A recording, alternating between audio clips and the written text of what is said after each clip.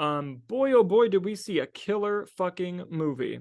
Yes, we did. John Wick Chapter 4. Let's not waste any time. Holy fuck, this movie's good. This is Incredible. easily the number one movie of the year so far. It is March, but it's easily the number one so far. I liken this movie to The Raid 2 in that the first Raid is just this action movie that's art is told in its action sequences and with a plot that's pretty thin but enjoyable. Like it's not a bad. The Raid's my favorite action movie of all time, but the story was simple enough to where you could get to the action. The Raid 2 expands hugely on the world, creates this big epic scope and story within that world, and still brings you those action sequences. And John Wick 4 does that with the first 3 John Wick movies being The Raid. John Wick 4 is The Raid 2. And it does an exceptional job. The cinematography is beautiful. The set design is beautiful. The sound, always great. No John Wick movie's ever been nominated for sound at the Oscars, and it upsets me greatly.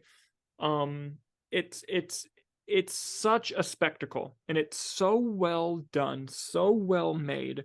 I didn't even feel the 3-hour runtime personally. I wanted it to be longer. Like the whole time I was watching it, I was like, more of this. Just please give me more of this.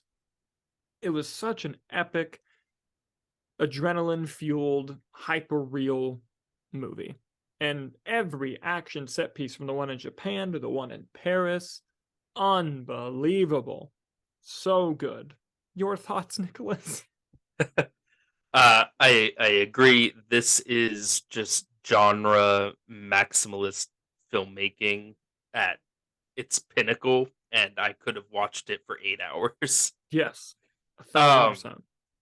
There are 3 rules for every John Wick movie. And it's 1, passerbys are oblivious to everything that's happening around them. 2, John Wick never, and I mean never, will take fall damage. Ever. And 3, which is my personal favorite, it is always easier to throw your gun at the enemy instead of reloading. Yes. Without fail. I think what most impresses me about the John Wick franchise as a whole is that I rank them now 4, 3, 2, 1. Yeah, they each get better. And they're all fantastic, but I can't think of any other franchise that gets better with each passing movie. Fast and Furious. I think the closest one is Mission Impossible, but Shrek. Even then, but even then, that's not accounting Mission Impossible 2, which I think 1 is better than 2. But I think after that, each one gets better.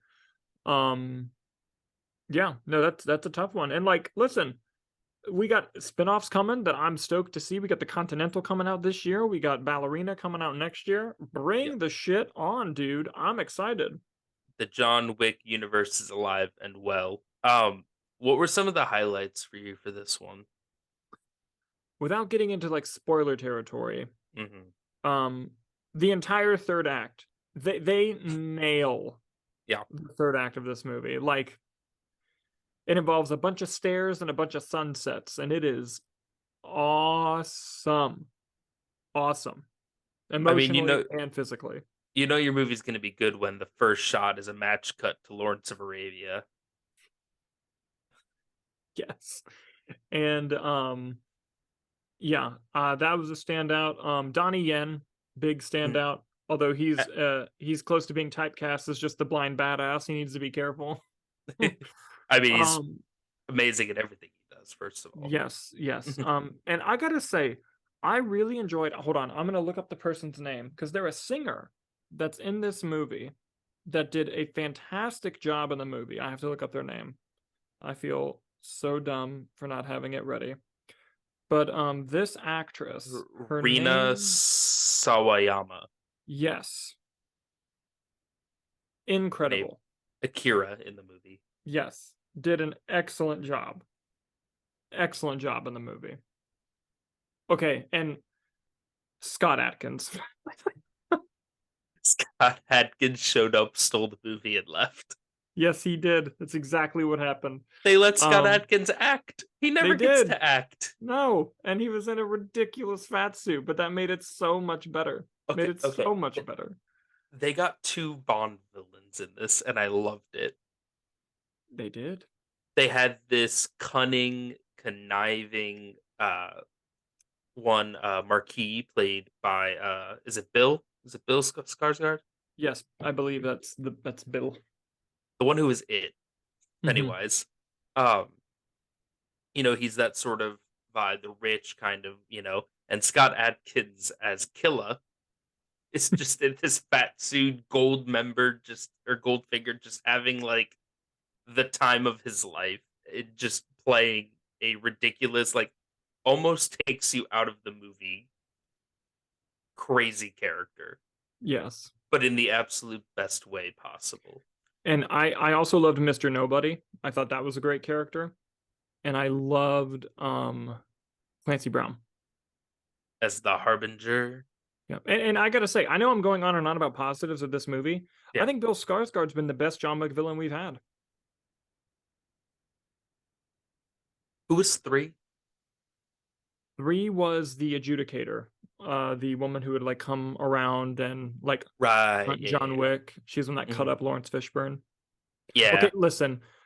When your movie starts off with Laurence Fishburne saying at the top of his lungs, "You are in the presence of the motherfucking king," your movie just like you would have thought it peaked there. It doesn't. Yeah. That's how it starts, and it's You can goes on. always rely on Laurence Fishburne to have the greatest line delivery. Yes. Just in general, not even in John Wick. Yeah. Yeah. I loved was Mr. Nobody, is that Tracker or is that someone different? Yeah, the one with the dog. Okay, yeah, Tracker. That is Shamier Anderson. And I know there are spin-offs coming. I know there's Ballerina with Anna de Armas in the works, but I hope we get the Tracker spin-off. Mm-hmm. Although I would not be surprised if they announced one with Akira, the singer. Yeah. Yeah. Listen, it was an amazing movie. I'm gonna go see it again at some point. It's unbelievable. When you have 5 hours. Yeah, when I got some extra time. But yeah. Overwhelming recommendation for me. Absolutely. Just to watch an overhead tracking one shot that they do. There's a fight scene that is video game style, and it's the best part of the movie. With dragon breath shotgun shells. Yeah. It's so good. See it just for that. Yeah. Honestly, yeah. Yeah. And for all of the 100 words Keanu Reeves says in 3 hours. Yes. Amazing.